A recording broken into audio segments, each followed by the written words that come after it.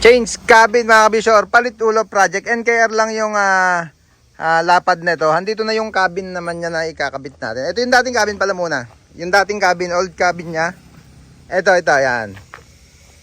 Ito namang isang cabin na yan. Ito yung tinanggal dito. Sa canter naman. NKR din, makitid din siya. Modelo na ngayon. Ayan, yung tinanggal. At ito naman, yung tinanggal doon sa pinakita ko ngayon na close band. Ito naman yung ulo na ipapalit natin doon. Bubble top mga kabisyo.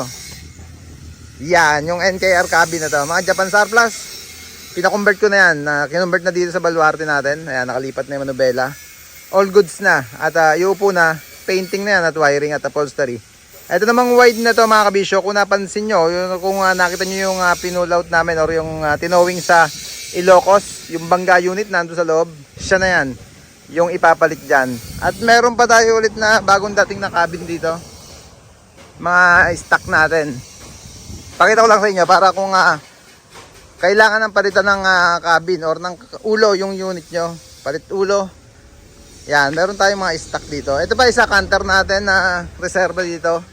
Canter yan, converted na rin. Naki-convert na yung manubela sa kaliwa. Ito pa isa, mga kabisyo. Bubble top din to, NKR. Pag kailangan nyo ng cabin mga kabisyo, meron tayong stock dito. Ito, naka right hand drive pa siya. Nasa kanan pa yung manubela niya. Ito pa isa. Wide naman to. Wide. Japan surplus din. Giga.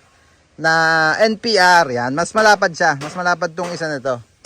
Kaya tawag na kayo sa number na nakapress sa screen natin mga kabisyo. Pagka kailangan palitan na ng cabin or palit ulo yung unit nyo. Ito ba isang example ng palit cabin natin. 10-wheeler naman to. Nakaloan na lang at naggagawa sila nung Sabado. Teka, pakita ko sa inyo. Bubble top na itong kinabit dito. Ayan, naka-convert na rin to.